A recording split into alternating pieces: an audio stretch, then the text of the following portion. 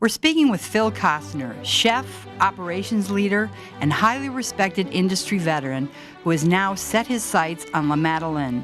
Stay tuned for the next in our series of Leaders with Guts.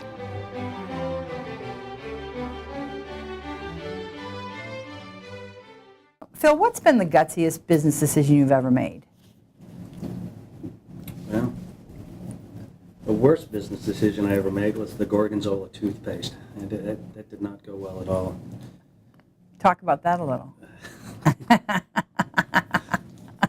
I think, a couple things that might be considered gutsy would be the move from hotels, the kitchens and the food and beverage operations in hotels, to airlines. When I went to work for Sky Chefs, that was uncharted territory.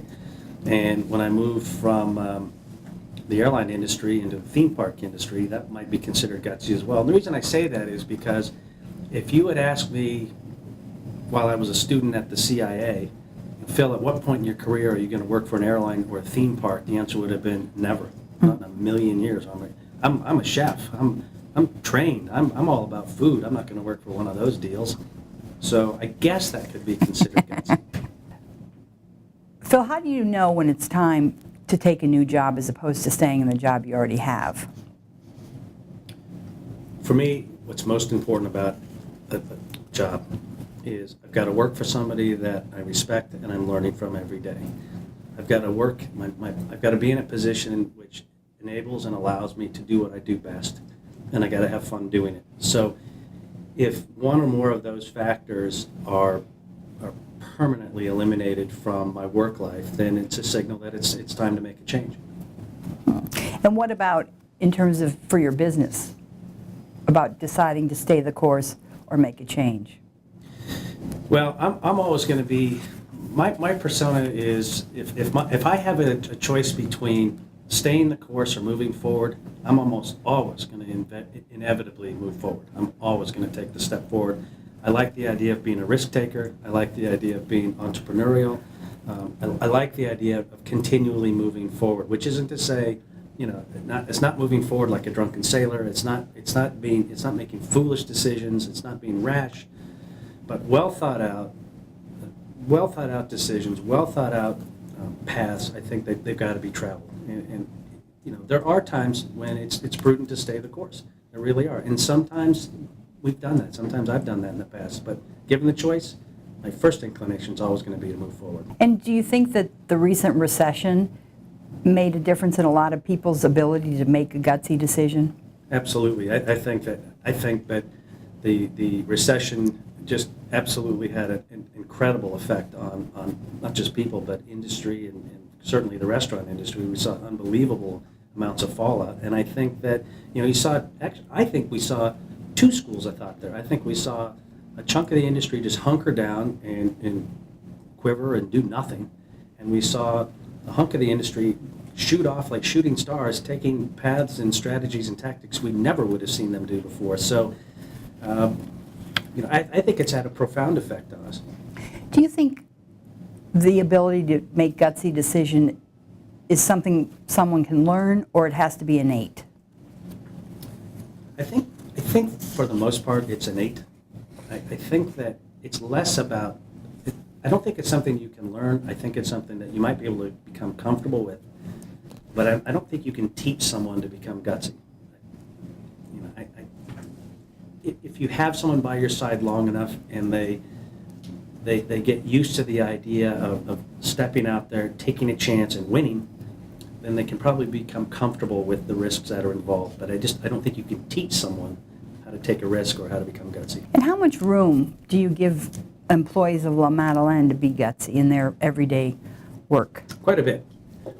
We pride ourselves on the fact that we put a lot of, we give our GMs and our directors of operations a lot of autonomy in their particular stores and in their particular markets. From a local store marketing point of view, they have a tremendous amount of autonomy to reach out into the community, to get involved in those organizations that are right for them. And rather than having some sort of a boilerplate that we apply from the corporate office across all the markets, we just don't do that. So, and we rely on them and depend on them to make good decisions, and to, and to bring it home for us.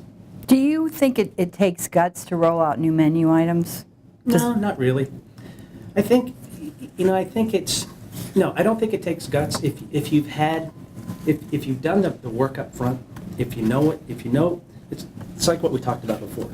If you know who you are as a brand, and you really know who your customer is, I mean really know, not just a set of demographics, but in our case, you know who she is, and you know what her life is about, you know what her likes and dislikes are, and you truly are listening to her, you truly listen to Amanda Montgomery.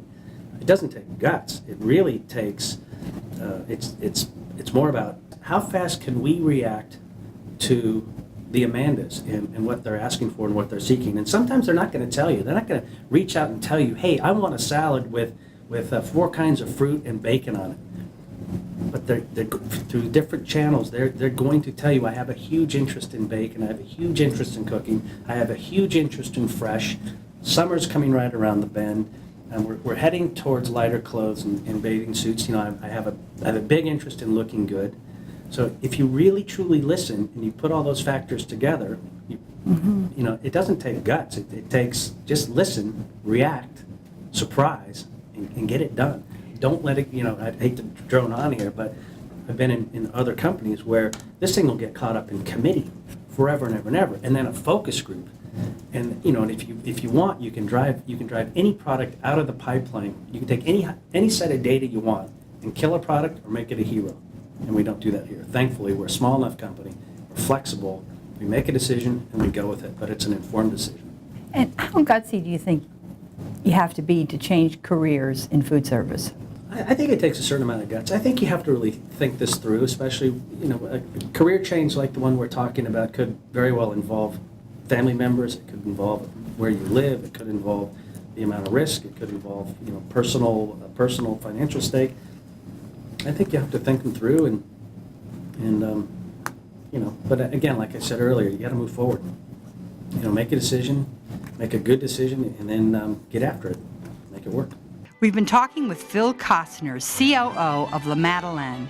Check out the next part of this series as we explore what it takes to be a leader with guts. For Food Channel Pro, I'm Ellen Codiff.